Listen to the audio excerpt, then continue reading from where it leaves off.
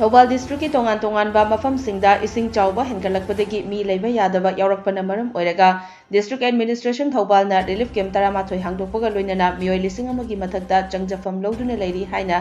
DC Thoubal हनथेम सुभाषना फोंदोरकली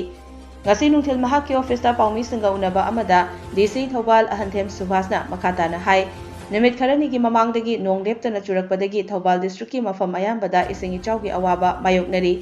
hauzik faubada ising ichau sina yamna sokliba mafamsing tekcham tentha samaram sangayumfam khangabok leisang them kelakhong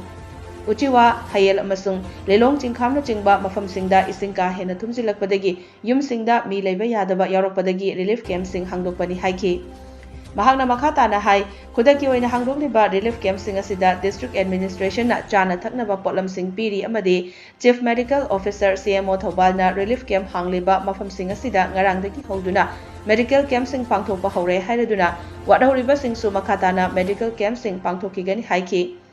tekcham gi maning gi chingkakpi chingda leibak ningkhaibadagi ising chenthaba yadana leiramba adusu matam changna sengdokpadagi haujikti ising chenthaba hore yamna laibak thibadi handaki ising ichaw asina maram oiraga Thobal district ki lofam mayamba ising thumjin khiba maramna law loktabagi awaba amadi mayok nagadra haibagi mi paiba leire amadi district asida leiriba ngayo farm sing su ayambana ising thumjin khiba ngami sing dasu awaba mayok naribani hairaduna district administration gi maikaidagi su lainga ki niyom gi matung ina makhoi gi pifam thokpa compensation pina bhonariba asida miyamna su mateng pangbiyu haiki निमित खरनी की ममांगदा नोंग कन्ना चुरकपदगी कोई Thoubal district ता हुजिक से इसिंग सेंथबम लेतबदगी मफम कया कोई इसिंग इसाव flood की अवाब मायोक नरी कोई दलेबर रिपोर्ट पौदा हुजिक फावदा कोई की यामना मरु ओइना सोइबा एरिया सिंग से टेक्सम संगायुमफम तेंथा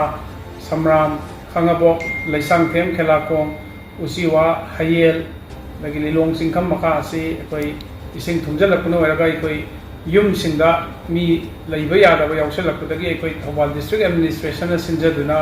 हौजिक फावदा कोई रिलीफ कैम्प 13 हांगदोकचरे रिलीफ कैम्प सिंगसिदा कोई मियोय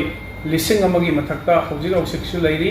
डिस्ट्रिक्ट एडमिनिस्ट्रेशन के साइटगी मखोयगी नोमगी चंगदबा याद्रबा पोलम चाना थकनबा पोलम सिंग इसिंग माइसिंग एकोइना पीरी मसिगी मथक्ता कोई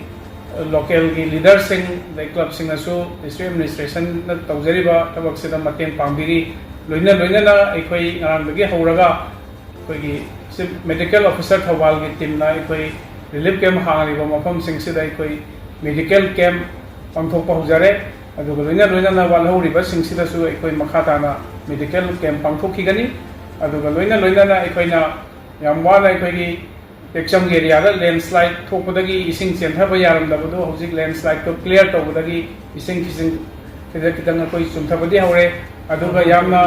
लाइबक थीबदी हंदक की इसिंग इचाव सिन मरम ओइरगा थौबाल डिस्ट्रिक्ट की मफम अयामबदा अखोइगी लौ सि पांदबगी फिबमदा लौ खने अममा अखोइ हौजिक असेसमेंट कन तौरी अदुबु लौ अयामबनदी अखोइ हौजिक इसिंगी रूमदा लेदना अखोइ हयेंग खितंग अवाब नंगद्रा हाइबगी कोई पाखट लेजई लोइना लोइना डिस्ट्रिक्ट असिदा लेरिबा फिशरी फार्म मयाम अमसु कोई इसिंगना थुमजनगिदुना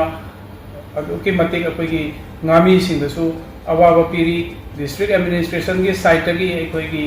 मखोइगी असेसमेंट तौरगा हयेंग अखोइगी गवर्नमेंट की नियम की मतुंग इना मखोइगी पिबम थोकपा कंपेंसेशन पीनबा अखोइना होनजरी सिदा प्रजा मयामनसु तसेंगना थमोइजना मतेंग पांगबियु हाइदुना मयामदा अपील तौजै।